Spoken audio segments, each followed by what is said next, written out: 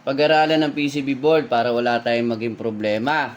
Yung mga Samsung kasi, dinedecode pa po yan pag bumili kayo ng bagong board. Sa mga gusto pong matuto, message nyo lang ako, direct PM lang po. Meron po tayong ginaganap dito na programa na online tutorial.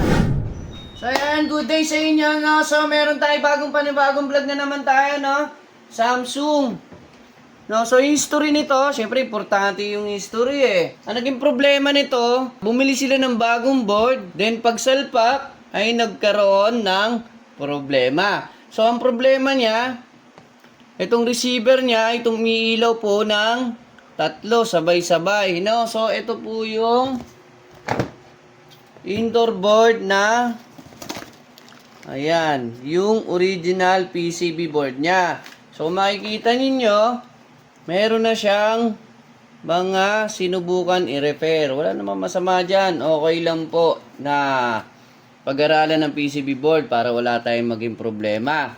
No? Para matuto tayo sa mga bagay-bagay. No? So ito, ayan, kung papansin ninyo, ito yung board niya. No? May hindi siguro nadali, kaya ganyan ang sistema. So ngayon, bumili ng bagong board. Bago ito, no? Part service na alagay.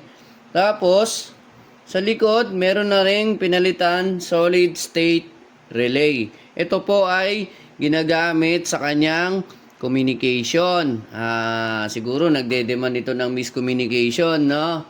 So ngayon, sa simpleng diskarte, no, pag mga ganyan, nagbi-blink kasi.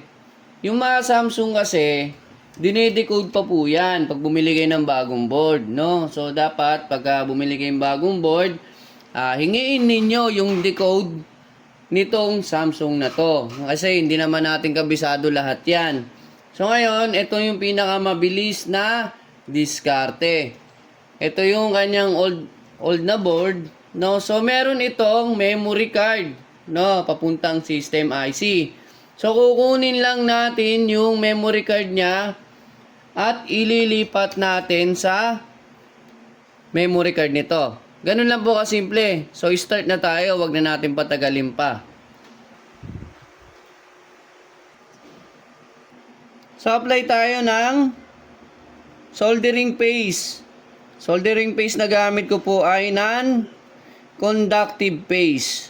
No, ibig sabihin ay walang resistance.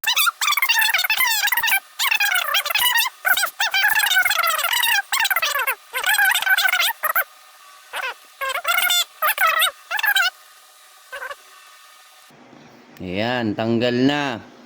Okay?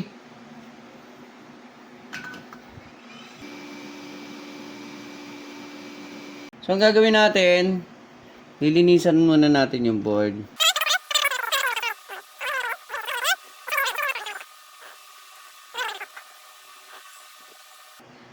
Ayan, di ba malinis? Para pagkabit natin ng isang memory card, ayan, ay maganda ang kapit. Okay? Ngayon, sa ano lang, no, para hindi tayo magkamali ng balik, meron po yang makikitang tanda rito. Ayan po, meron po siyang arrow. Ayan, may arrow po yan. Yan po ay palatandaan ng pin 1. No? So, ganun din ang dapat ang pagbalik. So, ito meron siyang pin 1. Then, sa IC po, meron kang makikitang tanda. Ayan, no? Ayan. Meron yan tanda. Meron yan bilog. Na yun po ang pin 1. Okay? So, ayan. Tatanggalin natin yung kanyang original na memory card.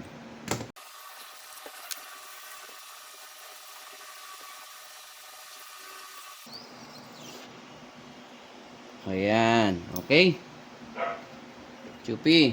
So, ayan, nalagyan natin yung original na board ng liquid flux. Ayan. Mga maliliit na surface, no? Ito yung ginagamit ko. Ayan. Okay. Then, kabit natin yung original, syempre. So, ayan, parang factory, no? Factory defect. Joke lang. So, So ayan, sasaksak na natin, no? Gaya nga ng sinabi ko sa inyo na ang issue niya ay nagbiblink ito ng sabay-sabay, no? So magbiblink yung tatlo pack, tapos mamamatay, ganun. Bukas patay, ganun po yung sistema niya. Ngayon, tignan natin kung may improvement na. No, sasaksak ko na.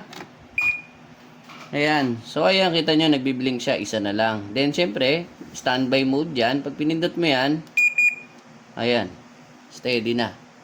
So, isang ilaw na lang ang umiilaw sa kanya. Then, yung pan, umandar na. Nako.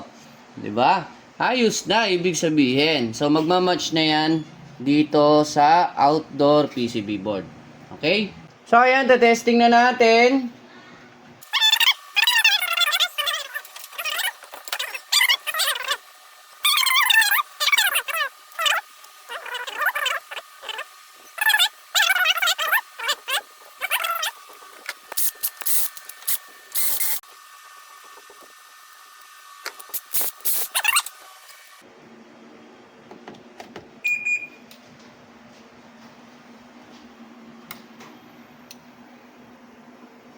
Ayan.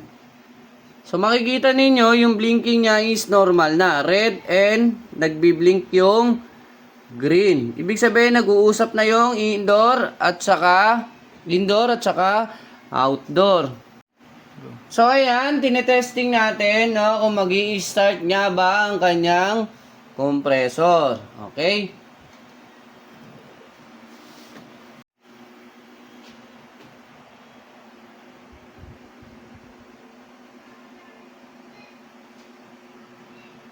So, ayan, nag-i-start na, no?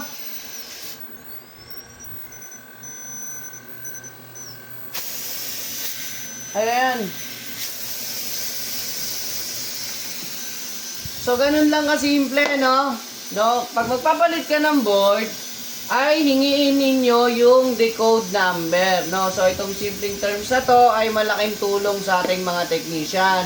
Kasi pag nagpalit tayo, may mga code po yan, no? May program po yan na sinusunod, lalo na kay Samsung, nako, kay LG po, no? Pero sa ibang board, siguro pag ay bumili ka ng board, no? So, sumasakto talaga, meron na siyang built-in program. Ito po kasi, may dinidecode pa po ito, no? So, dapat tanungin natin yung supplier kapag tayo ay magpapalit ng indoor board. Depende po yan. Minsan nasa indoor ang memory card, minsan po ay nasa outdoor. So, maraming salamat po sa mga gusto pong matuto. Message nyo lang ako, direct PM lang po. Meron po tayong ginaganap dito na programa na online tutorial, no? Malaking bagay po ang pagre-repair ng board. Tatandaan po natin yan. Kasama po yan ng ating trabaho. Importante po ang electronic knowledge po. Siyempre, importante rin yung mechanical, no? So, please, follow and share na lang po. Then, sundan nyo na rin po yung YouTube namin. Paki-subscribe na rin po. God bless po sa ating lahat.